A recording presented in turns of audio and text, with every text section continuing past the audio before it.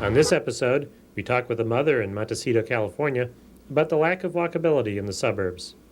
Then we head south to Atlanta, where the Centers for Disease Control and Prevention want people to walk more. We also drop in on the CDC's panel to prevent pedestrian injuries. Finally, we take an in-depth look at the Portland, Oregon Pedestrian Master Plan. Stay tuned.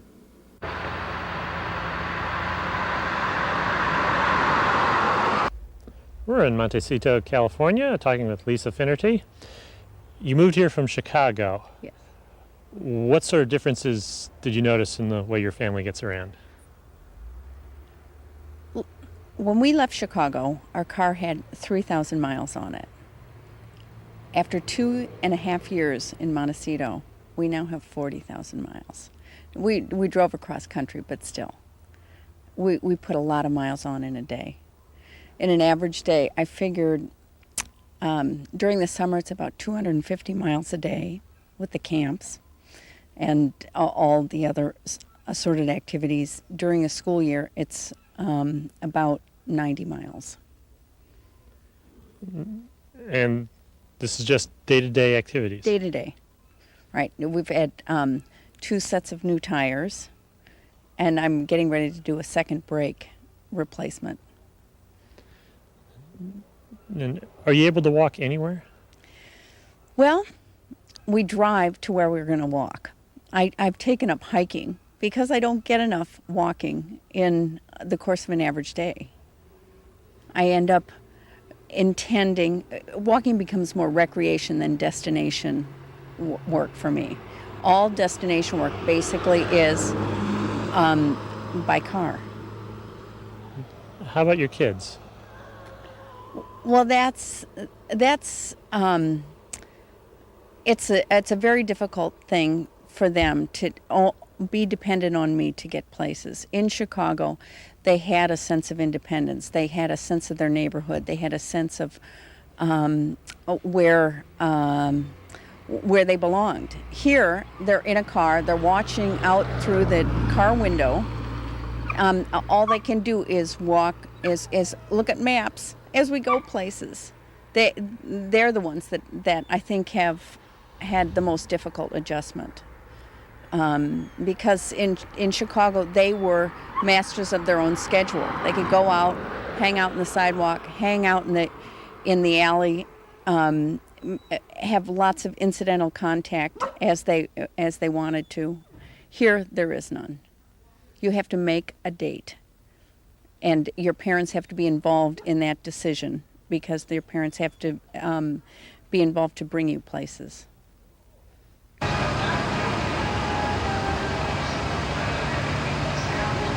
We're in Atlanta talking with Rich Killingsworth, who's a health scientist with the Centers for Disease Control and Prevention. Recently, the CDC has been talking a lot about physical activity. What is physical activity and why is it important? Well, the reason we want to bring physical activity to the forefront is because it's a primary factor in over 200,000 deaths each year. And it's a factor that is a natural movement or a natural function of the human to engage in, is physical activity. And we're not talking about exercise in general. We're talking about natural, routine, spontaneous physical activity such as walking and bicycling, things that we do on a routine basis day in and day out. So you don't have to be doing aerobics or lifting weights in the gym to get the benefits of physical activity. We don't want to exclude those types of vigorous activities, but for the majority of Americans, the 80% who are not meeting the recommended prescription for physical activity, the 5 days of 30 minutes at each day of physical activity, we'd like to see them engage in an activity that is natural to them and routine and something that they're going to sustain throughout their lifetime, such as walking and bicycling. And what would be some of the obstacles that would keep someone from walking 30 minutes a day? Well, the reason we're interested in promoting this in the area of pedestrian environments and prevention injury is because the environments are not necessarily safe for one to engage. So we want them to access environments that have sidewalks and bikeways and green spaces and parks, things that will allow them to be physically active in safe environments.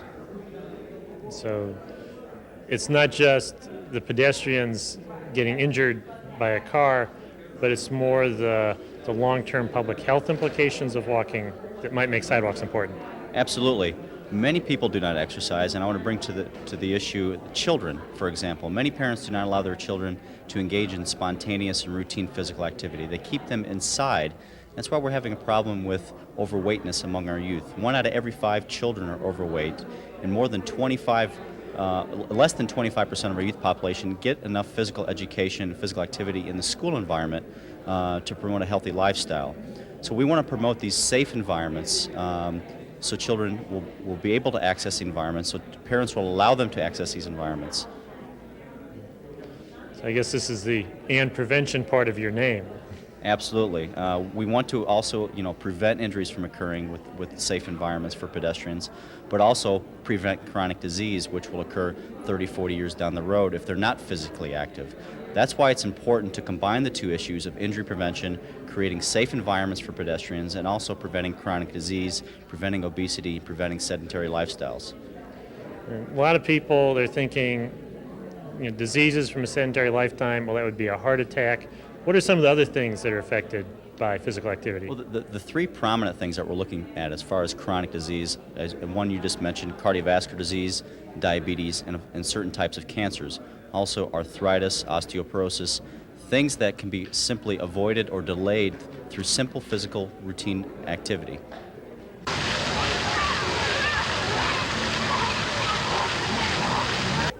We're in Atlanta talking with Rich Schieber, who's a pediatrician with the Centers for Disease Control and Prevention. You just finished a 2-day conference here. What was the conference and what did people talk about?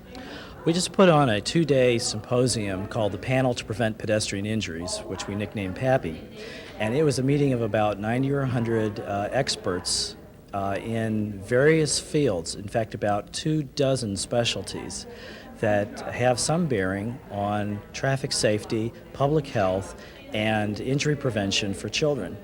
And our subject, as we were saying, is that we were looking to find out what the critical barriers are to reducing the number of childhood pedestrian injuries, and then figuring out what the key next steps are to having that take place. It was a very exciting meeting. I don't think that there's been this number or this diversity of specialties that came together for this subject in the recent past that we're aware of, and they were very enthusiastic about making recommendations to us and to each other about how to work together to solve this problem.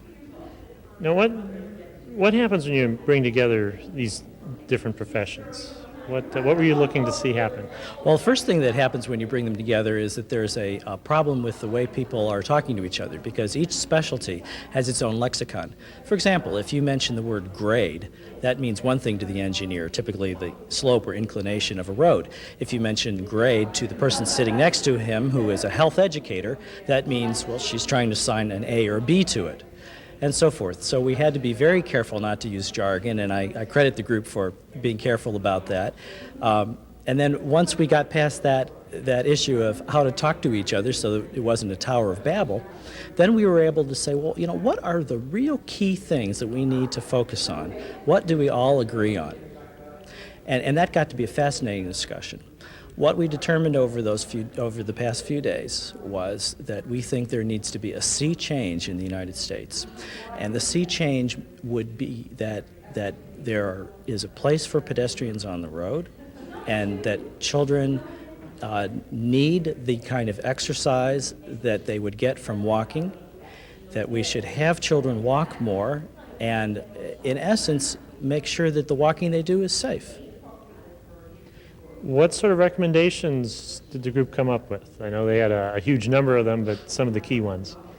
One of the things they really liked was the idea of bringing this national kind of collaborative effort down to a state or a local level. And I think that could be very energizing. If you get people from traffic engineering and local schools of professional schools and public health all together, discussing the issues, looking at the map of where they need to make their changes, that could be very exciting on an individual local level. Another thing that the group talked about was the need to have this kind of work continue at a national level and not just basically go onto the shelf as proceedings or some information that really isn't anything more than a book. Okay. So looking for the future, It's a little early now, but besides the proceedings, what's the next step? Well, the group that put this program on, which was sponsored by CDC and the Centers for Disease Control and Prevention and the National Highway Traffic Safety Administration, NHTSA, we're going to get together with their steering committee and determine what the key next steps are and what everybody's role might be, and then we're going to go out and see what we can do to help groups achieve these. A couple last words for the people out there who are parents or who are drivers. What should they watch out for? What should they be doing? Well, we look particularly at children 5 to 9 years of age, and we have to say that although these children can be taught to cross streets and walk on sidewalks safely, that they do need that element of parental and caretaker supervision, that's a deep and serious responsibility of parents and other caregivers. That would be one thing. Secondly, we talked a lot about the relative costs of different kinds of interventions, and we really think that it is within the scope of city budgets to look at different kinds of ways to slow traffic, make it more orderly. It might not necessarily take you longer to get to work, but it'll be more orderly and less dangerous for the pedestrian. That's called traffic calming, and we paid a good deal of attention to that.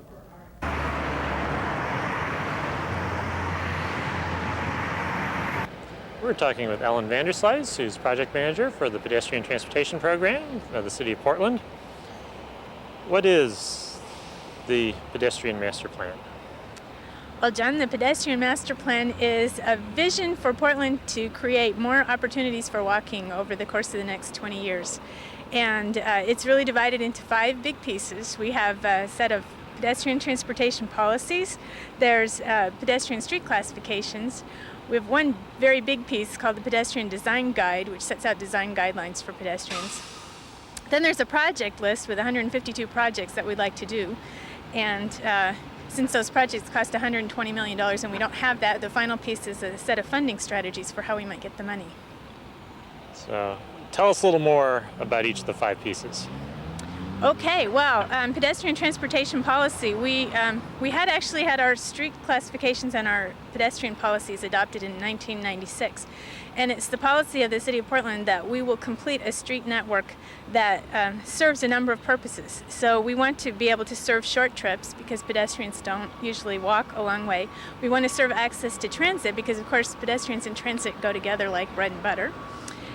We want to improve the quality of the pedestrian environment, which is a really important policy and one that gives us the mandate for doing the pedestrian design guide. And we want to increase the safety and convenience for pedestrians, which really directs us to look a lot at street crossings because, of course, that's where pedestrians get injured and hurt the most, is when they're crossing the street. So we have our policies in place. The street classifications, Portland classifies every street for its appropriate use for each different mode. So we have traffic, transit, bicycle, pedestrian, freight classifications, and now we also have emergency response classification. So we took a look at the whole network as far as where are the important places for pedestrians. So on the streets that there we have certain areas of the city that we designate as pedestrian districts, and those are the places that are most important.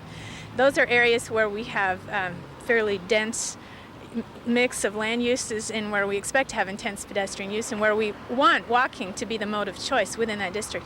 And those are the areas where we actually could make some changes to the street network or to the way the traffic operates and so forth in favor of pedestrians. And we say pedestrians are first in this area.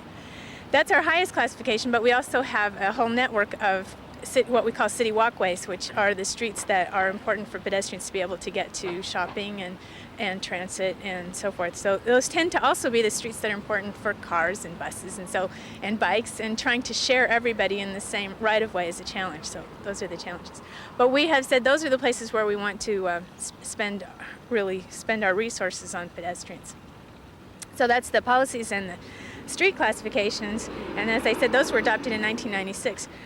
The third big piece is our pedestrian design guide, and that has been a major effort to bring everyone together. There are at least 26 different sections or groups within the city itself that have something to do with the right of way. And then, of course, there are people outside. So, the people that decide where do parking meters go, the people that decide where do the signals go, or street lights or telephone booths, all those things that go in the right of way. We worked with everybody to try to come up with a set of guidelines that would take care of their concerns. For example, with parking meters, we had a problem. We started moving the parking meters farther away from the curb because people would open their doors into them and people would run over them and so forth. And they were a big maintenance hassle. Well, the farther you move them away from the curb, the more they get into the sidewalks. So finding that balance between what's good for pedestrians and what is really responsible stewardship of the entire right-of-way. We worked not just on the sidewalk corridor, but we have guidelines for the sidewalk corridor, which is the part between the curb and the edge of the right-of-way.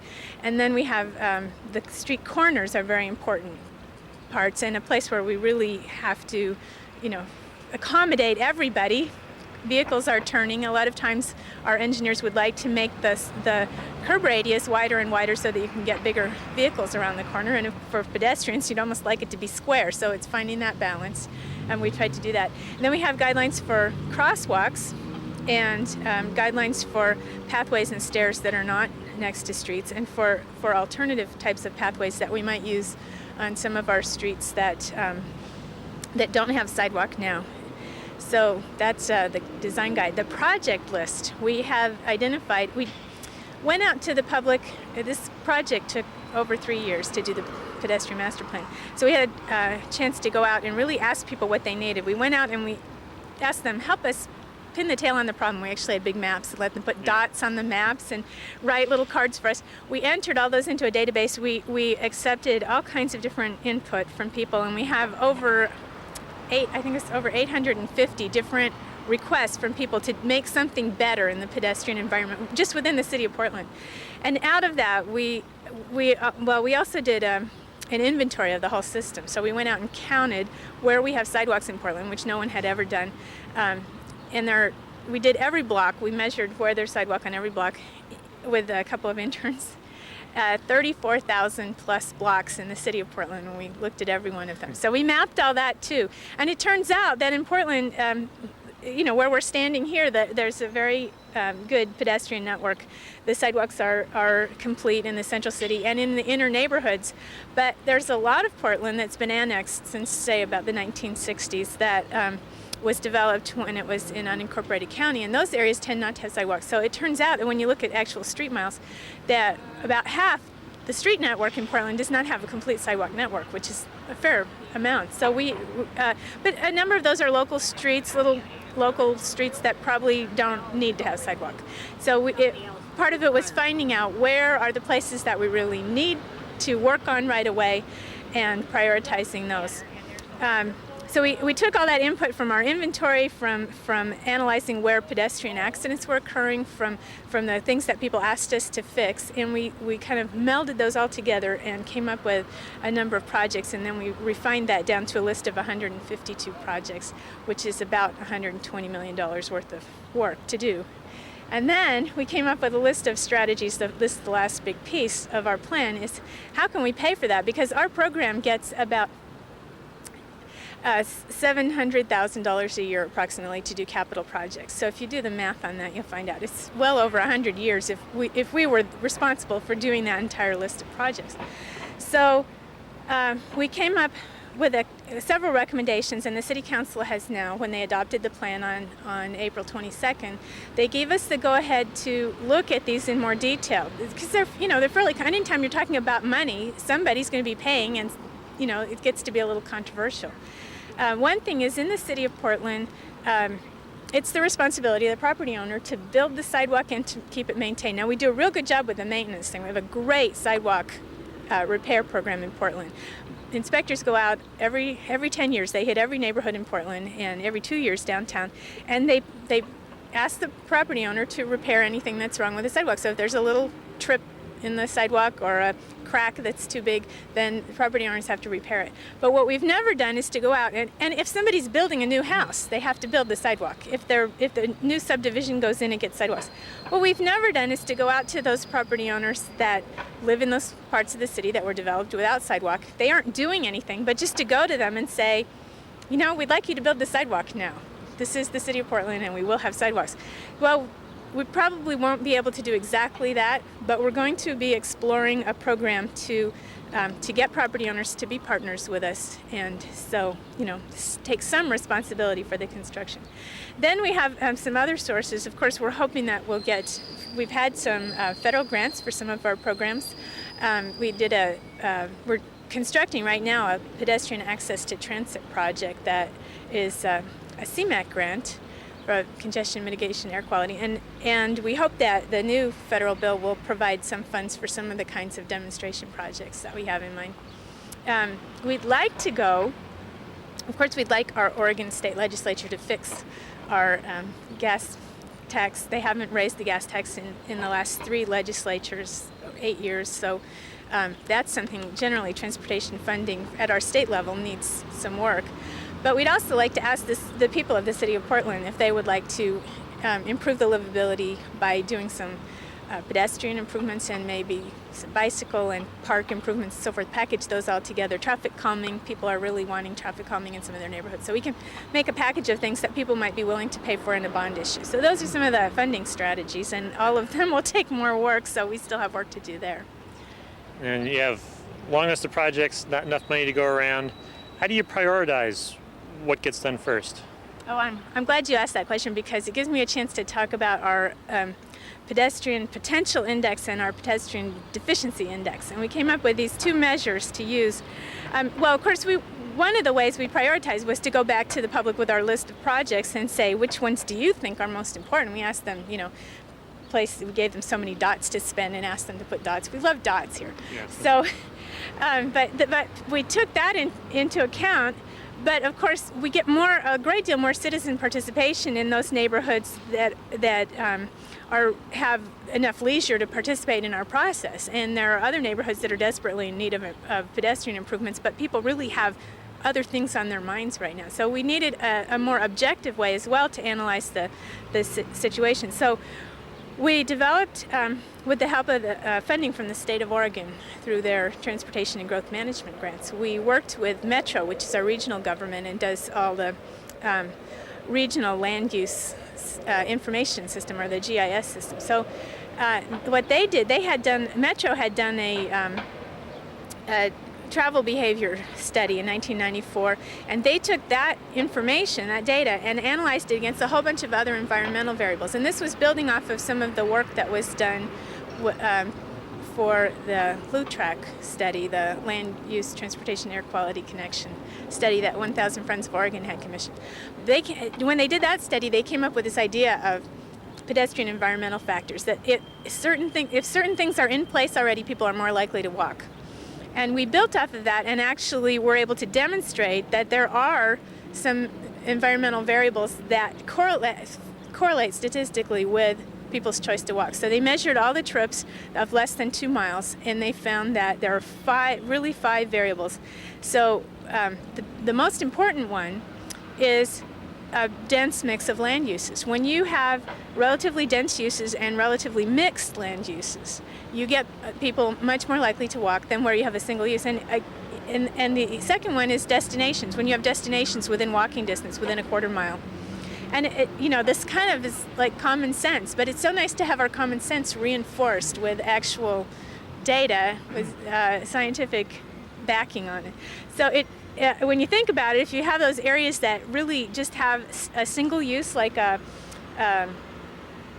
subdivision with all houses, and there's nowhere to walk to, and with all one use, the only kind of walking trips you're really going to make are to visit other people in the subdivision or to walk your dog or something like that. So it's also true in say, an area that's all industrial uses. You just don't get the kind of walking trips that you get in a dense mixed-use area like the central city is, or some of our neighborhoods, some of the centers that were developed around the streetcar network originally.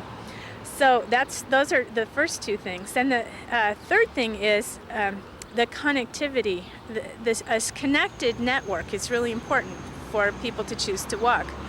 And that makes sense too, where you have discontinuous, you just can't get from here to there. You may be in one place and where you want to go may be close, and if you have to go way around on the long street network, you're going to choose to drive.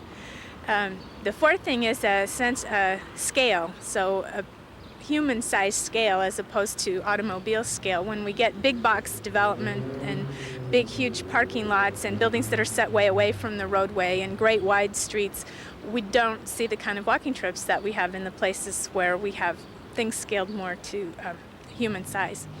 And the last one was one that we thought would be important, but it turned out to be only very slightly correlated. It does correlate, and that is the terrain, the steepness of the terrain. So where you have hills, people are not quite as likely to walk as where the terrain is more level. But a great deal of Portland is level enough to fall in the easy walking category. So we put those things together, those environmental variables, we put those together with some proximity factors, like how close is a given place to schools, to parks, to transit stops, and so forth. So we measured all that, and we kind of crunched it all together into one index, which gave us a sense of how likely are you to get people walking in this particular area because of the factors that are already in place. But that only tells half the story. The other half of the story is how much do you need the improvement there? Because of course our highest level of pedestrian potential are in places like the central city, where we basically have the network in place already. So we took something we call the deficiency index, where we took the difficulty of crossing the street, if sidewalks were missing, and and where this system is not very well connected. So we took those three things and tried to develop an index of the pedestrian deficiency. And then we measured every project according to how it fell into those, where it was on the map. We could find an average value and tried to balance between those two. So we tried to find the projects that have basically the highest potential and the highest deficiency and the greatest community support. But you put those three things together, the potential, the deficiency, and the community support, then you really have a project that's a win-win-win all the way around. And so 152 projects, we sort of drew the line there and said, it's way more than we think we can do, but this is like a start. We have to take a snapshot somewhere of what's really important. And we hope to get some of our projects built through other initiatives. So as we do things like light rail on the east side of Portland, then we will get more pedestrian amenities around those station areas and things like that. Visit us on the internet at www.pedestrians.org.